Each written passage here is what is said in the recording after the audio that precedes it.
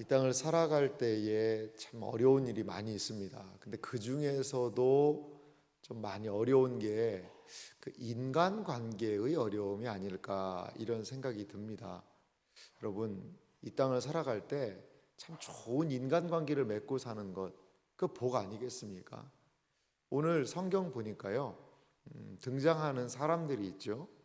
다윗이 등장하고 또 요나단이 등장합니다. 그리고 사울이 등장을 합니다. 성경을 읽을 때 우리는 늘 다윗의 입장에서 성경을 이해하려고 하죠. 나는 다윗과 비슷하지 않나. 사울이 힘들게 하듯이 나를 힘들게 하는 사람들이 누군가, 이런 것들을 성경을 보면서 쉽게 생각하기도 합니다. 다윗의 입장을 좀 여러 가지로 생각해 보면 요나단 같이 참 좋은 후원자, 요나단은 오늘 본문 보니까 다윗의 좋은 후견인 같은 역할을 해주고 있어요. 다윗은 아무런 잘못 없는 것 같은데 사울같이 그냥 시샘하고 미워하고 죽이려고 하는 그런 사람들이 생기기도 하죠. 인간관계라는 것은 내가 아무리 무엇을 잘해도 이 상대방을 알 수 없기 때문에, 상대방의 마음을 알 수 없기 때문에 인간관계라는 것은 어렵지 않겠나 생각이 들어요. 그런데요, 가만히 따지고 들어가 보면 인간관계의 어려움은 비단 다른 사람에게만 있는 게 아닌 것 같아요. 때로 나도요, 내 속에 뭐가 있는지 모를 때가 있습니다. 그래서 나도 내가 왜 이런 행동을 하지? 그럴 마음까지는 없었는데 라고 자신의 행동을 후회한 적도 한두 번이 아니지 않습니까? 이러한 여러 가지 어려움이 인간관계 속에 고통, 신음을 가져오게 합니다. 오늘 우리가 읽은 사무엘상 19장 1절을 보면 이렇게 시작을 하죠. 사울이 그의 아들 요나단과 그의 모든 신하에게, 18장 1절입니다. 다윗이 사울에게 말하기를 마침에 요나단의 마음이 다윗의 마음과 하나가 되어 요나단이 그를 자기 생명같이 사랑하니라. 다윗이 사울에게 말하기를 마치고 다윗이 아마도 쭉 자기의 삶의 이야기를, 여기까지 오게 된 이야기를 아마 한 것 같습니다. 그러자 요나단이 그것을 가만히 들어보니까 참 저 다윗이라는 저 젊은이가 그 마음에 하나님에 대한 열심과 사랑이 있구나. 그것을 이 요나단이 직감적으로 알았던 것 같아요. 요나단은 상당히 영적인 사람 아니겠습니까? 그 요나단이 다윗의 그 마음을 알게 되었죠. 그러자 요나단의 마음이 어떻게 됐습니까? 다윗의 마음과 하나가 됐다라고 이야기해요. 그래서 요나단이 다윗을요 자기 생명같이 사랑했다는 겁니다. 보통 다윗과 요나단의 관계는 매우 친밀한 우정관계로 많은 사람들이 이야기를 합니다. 그런데 사실요, 다윗하고 요나단이 좀 나이 차이가 꽤 난 걸로 성경이 좀 보여요. 명확하게 다윗은 몇 살이었다, 요나단은 몇 살이었다, 이런 이야기는 성경에는 없습니다. 그런데 학자들에 따라 조금 다르기는 하지만 나이 차이가 10살에서 많게는 20살? 그 정도까지 나지 않았을까, 사람들은 그렇게 좀 추론합니다. 이 요나단은요, 오늘 성경 말씀에 보니까 다윗에게 모든 것들을 다 허락해 주는 것을 볼 수 있습니다. 이 3절 말씀도 보니까요, 요나단은 다윗을 자기 생명같이 사랑하여 더불어 언약을 맺었으며 라고 이야기하고 있고요. 4절에도 보니까 이렇게 돕고 있습니다. 요나단이 자기가 입던 겉옷을 벗어 다윗에게 주었고 자기의 군복과 칼과 활과 띠도 그리하였더라. 요나단은 자기가 입던 겉옷, 그리고 군복, 칼, 활, 띠, 이런 것들을 다윗에게 제공하고 있는 것이죠. 요나단은 다윗의 좋은 이런 또 후원자 역할도 하고 있고요. 이 다윗의 마음을 알아서 이 다윗을 통하여 하나님이 무엇인가를 하실 것을 기대하면서 여러 가지로 정말 서포트하고 지원하고 응원하고 있는 모습을 봅니다. 우리야 성경 이야기를 전체적으로 다 아니까요. 뒤에 얼마나 다윗이 고생을 많이 합니까? 그런데도 이 요나단이 그 다윗의 심정을 헤아려주고 함께 울어주고, 다윗이 정말 유배자와 같은 삶을 살 때도 그 다윗을 찾아가서 위로하고 격려하는 이 요나단의 모습을 볼 수 있어요. 우리의 인간관계 속에 이런 요나단과 같은 사람을 만날 수 있다는 것은 복 아닐까요? 나를 지지해주고 격려해주고 그리고 또 후원하고 돕고, 이러한 사람을 만나는 것은 참 큰 복일 것 같아요. 5절은요, 이러한 후원에 힘입어서 다윗의 좀 모습이 좀 보이긴 하는데요.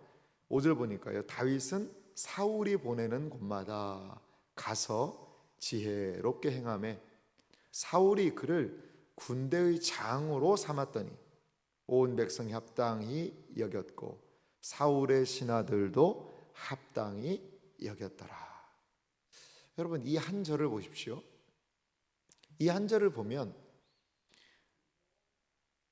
이 사무엘 선지자가 다윗을 기름을 부었잖아요. 기름을 붓고 이제 골리앗을 무찔러서 이겼고, 그리고 오늘 5절 말씀만 딱 보면 이제 무엇 남았습니까? 아하, 다윗은 이대로 왕이 되는 거구나. 아니, 온 백성 다 좋아해요. 지혜롭게 행하여요. 사울이 보내는 곳마다 잘해요.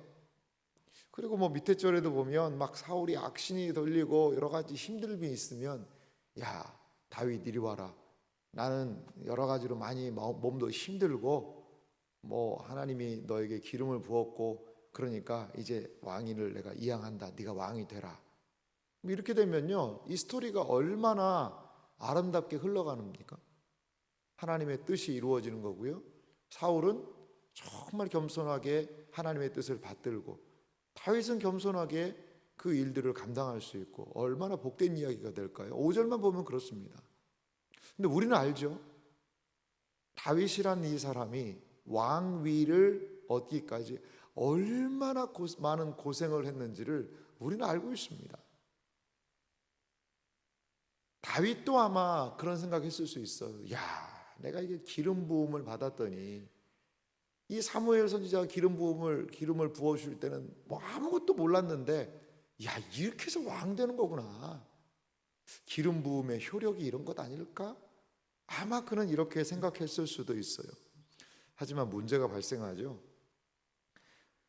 이 다윗이 블레셋 사람들을 죽이고 돌아올 때 이 여인들이 노래를 합니다. 7절에도 보니까 사울을 죽인 자는 천천히요, 다윗은 만만이로다. 근데 이 여인들이 일회성으로 한번 이야기한 것으로 끝난 게 아니라 이게 노래였다는 게 문제가 있는 겁니다. 노래라는 건 뭐죠? 이 백성들 안에 이미 이 노래가 많이 회자가 됐다는 거예요. 그러자 8절에 보니까 사울이 불쾌했다고 합니다. 상당히 좀 불쾌했다는 거죠. 그러면 이 다윗이 앞으로 얻을 것은 이 나라 말고 뭐가 더 있냐, 이 왕좌 아니고 뭐가 있냐 라고 얘기하면서 9절 보니까요, 그날 후로 사울이 다윗을 주목하였더라. 사울의 눈이 다윗에게 착 고정이 되어 있는 거죠. 아마도 반역의 씨앗이 다윗에게 있지는 않나? 아마 사울은 그렇게 생각했던 것 같습니다. 그런데 그 이튿날 보니까요, 10절에 하나님께서 부리시는 악령이 사울에게 힘있게 내렸다라고 이야기합니다. 그가 집안에서 정신없이 떠들어대므로 다윗이 평일과 같이 손으로 수금을 타는데 그때 사울의 손에 창이 있는지라. 사울은요, 하나님의 영에 충만해서 많은 일들을 하던 사람 아닙니까? 근데 지금 어떻게 되었습니까? 이 악령이 사울에게 힘있게 내리는, 이 악령이 사울에게 내렸다는 겁니다. 근데 참 우리가 이해가 안 되는 게 하나님께서 부리시는 이라는 단어가 있는 거죠. 이걸 우리가 참 이해하기는 쉽지가 않습니다. 쉽지 않지만 이 사울의 마음이요, 여러분, 악령이 어디에 거할까요? 썩은 냄새는 어디에서 나죠? 썩은 냄새만을 탓할 게 아니지 않습니까? 왜 썩은 냄새가 나는 겁니까? 썩은 곳으로 갔기 때문에 나는 거고요. 썩은 물건이 있기 때문에 그런 거예요. 이 왜 악령과 사울이 이렇게 함께 한다라고 얘기할까요? 사울의 마음이 이미 악령들이 거하는 그런 처소가 되는 겁니다. 사울의 마음 자체가 성령께서 거해서 사울의 마음을 하기에는 그 마음이 너무나도 이미 악해졌기 때문에 악령의 소굴이 되는 것 아니겠어요? 자, 사울의 손에 창이 있습니다. 11절에 그가 스스로 이르기를 내가 다윗을 벽에 박으리라 하고 사울이 그 창을 던졌으나 다윗이 그의 앞에서 2번 피하였더라. 이 악령이 들린 상태에서 그 사울이요, 손에 든 창을 가지고 다윗에게 창을 던집니다. 다윗은 그 악령이 내리고 그럴 때마다, 고통스러울 때마다 그 음악을 통해서 그 마음을 잠잠하게 해줬는데 그날은 이게 통제가 안 되는 겁니다. 음악으로도. 그런데 이 창을 들어서 이 다윗에게 던져버리겠다는, 죽이겠다는 거죠. 사울은 어떤 사람입니까? 창의 사람입니다. 창을 던지면 그 왕으로서도 그렇고 전쟁으로서도 그렇고 얼마나 많은 사람들이 사울의 손에 죽었겠어요. 전쟁의 장수로 말이죠. 그런데 그 창을 이제 누구에게요? 다윗에게 든 겁니다. 우리는 이 사건, 다윗에게 사울이 창을 던진 이 사건을 악신에 의한 우발적인 범죄입니다 라고도 생각할 수 있을 거예요. 과연 이것이 우발적일까요?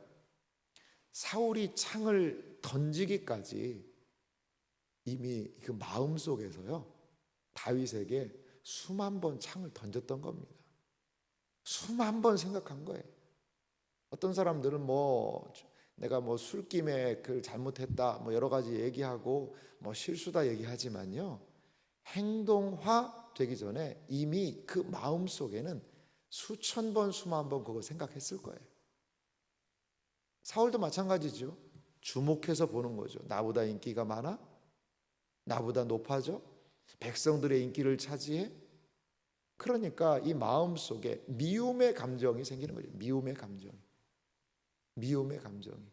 표현을 안 했을 수 있죠. 얘기는 안 했을 수 있죠. 하지만 이 속에 미움이 악신의 사람이 될 정도로 미움과 원망과 이것이요 사울의 마음에 가득 차 있는 거죠.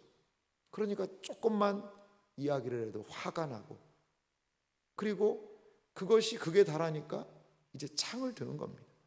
그래서 자신의 충신이요 군대의 장관이요 그렇게 이스라엘을 골리앗에서부터 구원한 그 다윗이지만 내가 싫다는 겁니다. 내가 많은 일을 지혜롭게 행했고 많은 곳에서 자신의 아들 요나단이 그렇게 사랑하고 하는 거 다 알죠. 하지만 내가 싫다는 겁니다. 내가 싫다는 거예요. 왜? 무엇 때문에? 이 안에 있는 이 마음의 사울의 상태가 통제할 수 없을 정도로 미움의 상태가 됐고 엉망이 된 거죠. 내면이. 그 사람이 그럴 줄 몰랐다라는 이야기를 합니다. 이거 볼 때 그렇지 않습니까? 아니, 그 정도일 줄은 몰랐는데 그 정도일 줄을 모르기까지의 과정이 이미 마음에서 이루어진 겁니다. 여러분, 우리가 왜 회개해야 될까요? 회개의 기도를 해야 되는 건 뭘까요? 나도 통제할 수 없는 이 마음을 하나님께 쏟아놔야 돼요. 하나님의 은혜가 내 마음을 지배해야 됩니다. 성령께서 통제하지 않으시면요 악신이 통제할 수밖에 없는 그런 것 아니겠습니까? 우리 인간의 본성은요 너무나 악합니다. 죄와 가까워요. 우리의 마음의 본성은요 죄 친화적으로 구성이 되어 있습니다. 성령께서 우리의 마음을 지배하지 않으시면 우리는요 자기 본성대로 가게 되어 있습니다. 원망하고 미워하고 시기하고 질투하고 자랑하고 교만하고, 그러한 DNA가 우리 속에 있습니다. 우리 속에. 그게 우리의 어떻게 보면 홈그라운드일 수 있어요. 그래서 우리는요, 누구를 요청하는 거죠? 하나님 도와주십시오. 통제할 수 없는 내 마음, 이 미움이 그치지 않고 샘처럼 솟아오는 이 속, 주여 나를 불쌍히 여겨주소서. 그러니까 우리의 마음을요 쏟아내야 됩니다. 우리의 이 더러운 욕망들을 토해내야 되는 거죠. 그렇지 않으면 그 미움은 언젠가는 창을 들게 되어 있습니다. 그리고 다윗을 향해 힘있게 창을 던질 수밖에 없다는 거죠.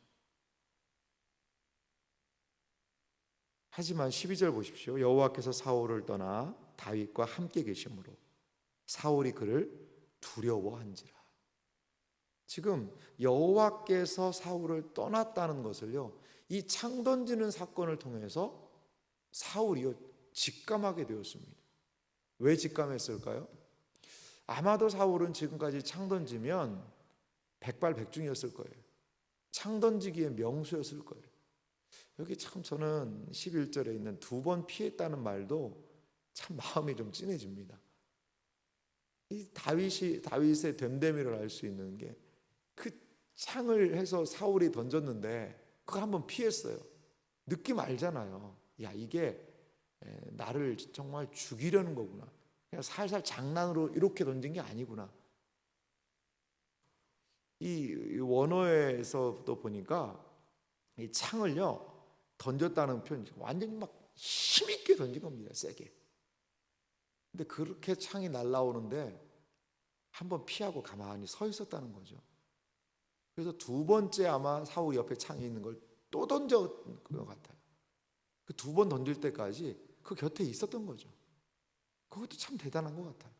그런데 이 사건을 통해서 사울이 두려움을 느꼈는데 뭐냐면, 다윗 정말 누구지? 제가 다윗을 하나님께서 함께 하신다는 것.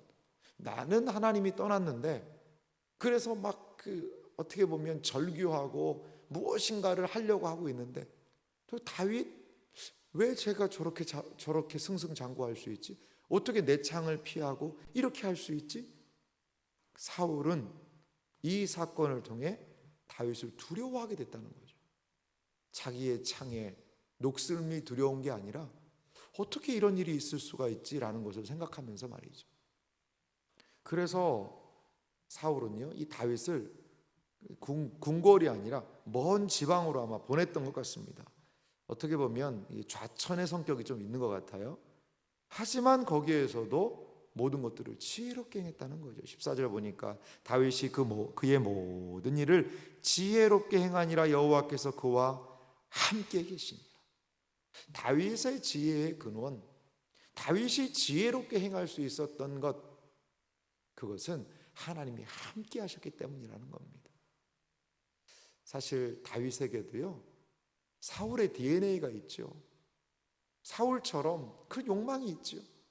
하지만 하나님과 함께 할 때에 인간의 욕망은 통제될 수 있다는 거죠. 절제될 수 있다는 것. 사울의 길은 어떤 길입니까? 사울의 길은 욕망의 길이고요, 내 마음대로의 길이고요, 나 중심의 길이죠. 하지만 다윗은 그 길이 아니라 하나님의 길을 따르기로 합니다. 복수의 길이 아니라 하나님의 손에 맡기잖아요. 여러분, 왕 되는 게 쉽습니까? 오늘 우리가 사무엘상 18장 말씀인데요, 이 사무엘상이 31장까지 다 끝날 때까지도 다윗이 왕 되는 건 너무나 멀어요. 그 길이 너무나도 힘듭니다. 수많은 시간을 이 사울에게 쫓겨당하는 그 일, 그런데 그것이 하나님의 이 왕의 수업이었다는 거, 왕도였습니다. 그게 왕의 길이에요. 이스라엘의 왕이 되는 것은 단순하게 정치적인 권모술수 통해서 탁 되는 것도 아니고 단순하게 그 쉬운 길로 가는 것이 아니라는 거죠. 이러한 수많은 연단, 시련, 그리고 그 사람들을 돌아보면서 그러면서 왕이 되는 그 과정이라는 거죠. 다윗은요 이제 앞으로 우리가 새벽마다 살펴보겠지만 수많은 길을 걸어갑니다.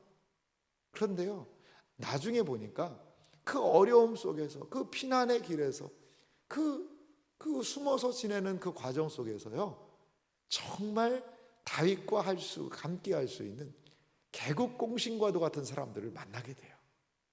이게 다 하나님의 뜻이라는 거죠. 여러분, 인간관계 때문에 혹여라도 힘듦 속에 있진 않으십니까? 하나님이 우리에게 이 다윗을 만들기 위해서 때로 사울까지도 허용하신 부분이 있는 것 같거든요. 우리를 더 온전하게 만들고, 우리의 자아를 깨트리고, 우리를 더 온전하게 하시려는 도구일 수도 있어요. 사랑하는 성도 여러분, 우리가 할 것은요, 마음속에 창 던지는 연습하고 그냥 미워하면서 나중심적으로 할 게 아니라, 사울의 길이 아니라 다윗이 걸어갔던 하나님을 의지하는 그 길 걸어가야 됩니다. 이것이 바로 하나님이 백성이 살 길이고 하나님의 은혜가 머무는 길인 줄 믿습니다. 하나님께서 허락하시는 그 길을 따라 하나님이 기뻐하시는 그 마음으로 나아가는 우리의 삶이 되기를 주님의 이름으로 소망합니다.